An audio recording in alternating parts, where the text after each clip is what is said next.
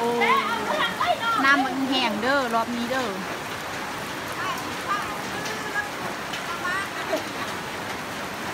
รถเกี่ยวค่ะมีก็ได้เลยเราล่าหยักไปลีก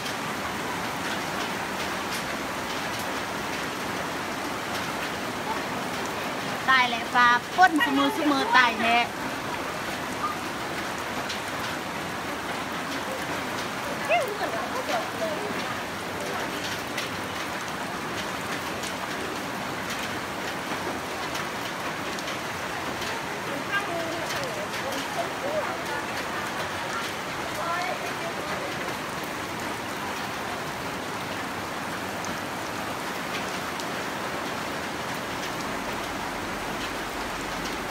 วันนี้คือกินเลิกหมดมันต้องเข้าเลยโอ้มันฮันโอ้ปังแหงมันถ่างโอ้ว่าอันห้วยต้องเพียงมันถ่างเลยวันนี้นำเจาะที่ดินอันเขาจกปากเชิงโลกเลยนั้นเห็ดตังหินเราที่ดินไล่มาลุมหมดแต่ว่าอันเพียงอย่างที่ดินนี่กระไดน้ำก็เหมือนเข้าเป็นเหมือนยาวจมูกโอ้ยตายเงินเข้าอยู่ลุงคุณเข้ามาดินะเมื่อเงินโดยเคี่ยนก็เข้ากันเมืองนั้นเข้าบ่ทางนี้ก็เข้ากันและมาเบิ้งเงินน้ำไม่ยาได้แม่น้ำเข้าเงินไม่ยาตัวละหุบปันนี่มาซอยเราก้นเครื่องแดง3-4 เทือแล้วก็ไอเล่ท่วมนี่นะเทือนี้ที่ว่าแห้งก่อนพ้นแห้งสุดฮะเขาเตะเขาเนี่ยเบาทางมาบ่ท่วมไปทางมาแล้วก็โอ้มาทางหน้าบ้านเอาสว่าบ้านกูนี่แหละท่วมตลอดมาแต่ฝนตกแห้งแล้วก็ท่วมพร้อม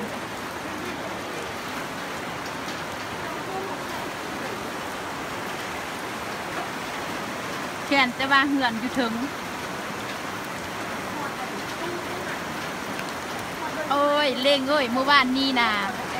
โยธาเขาก็มาเบิ้งเขารถจกมาจกซ่องทำบาทหนึ่งแล้วเขาก็นี่เขาไม่ได้ว่าจิมาจกน้ำห้วยให้อีไปว่างถ้าเข้ามาจกห้วยให้จกมันกระท่งคือเก่าเลยคันพ้นอย่างแห้งอยู่นะ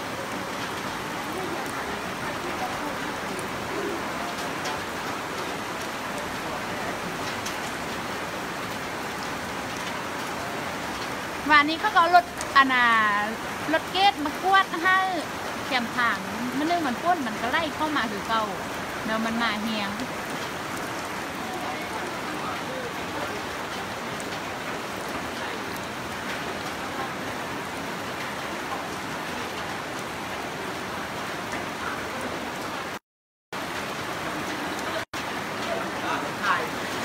สู้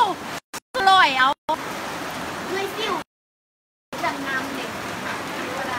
ทางตัดมาบ่ท่วมเด้อมันท่วมแต่ทางเลขที่13ทางเก่าแม่เพิ่งมาเที่ยงทำเขาไงแม่เรียบแก้มเต่าไม่ทันเลยลอยมาเอาแม่เฮ้ยเงื่อนอีตุยน้ำไปเข้าปลาบ่เขาเอาป่ามาเลี้ยงเลย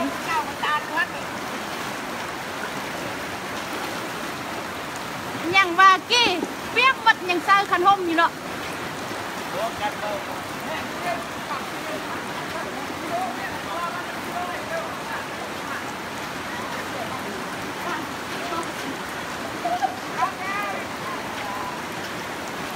เงื่อนอัน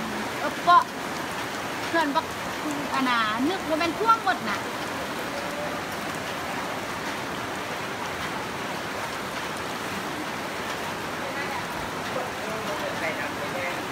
ไปแห้งมันไล่เข้าตลอด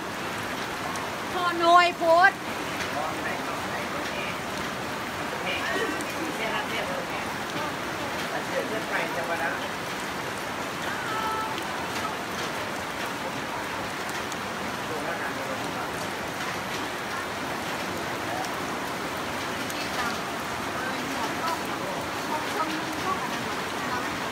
อีน่าเอาลงเมื่อนั้นโทร รศัพท์กูจุ่มน้ำซะเนาะ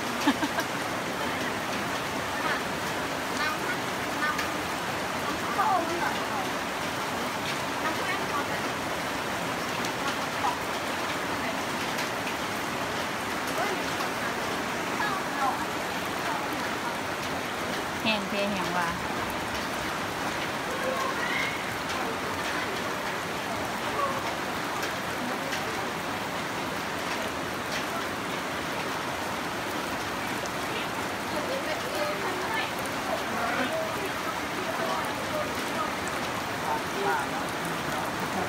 มึงไปซอยเผาข้นเผืองมึงไปซอยเผาข้นเผืองเพื่อนอีตุ้ยอะน่ะมวนเปียกหมดละสิมวนเครื่องนอนเปียกหมด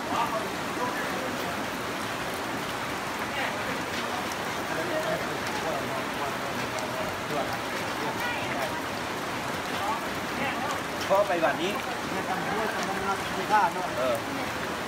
เพื่อนผู้ป่วย เมื่อวานนี้อย่าว่าบ่เห็นเนาะวันนี้อย่าวันนึงเดียวบัดมื้อนี้เราว่าโอ้เห็นเพียงว่า ขนมนี้นะป่วย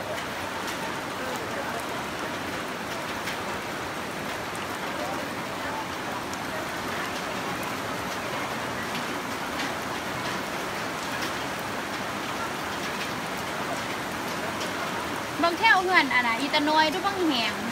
ก็แม่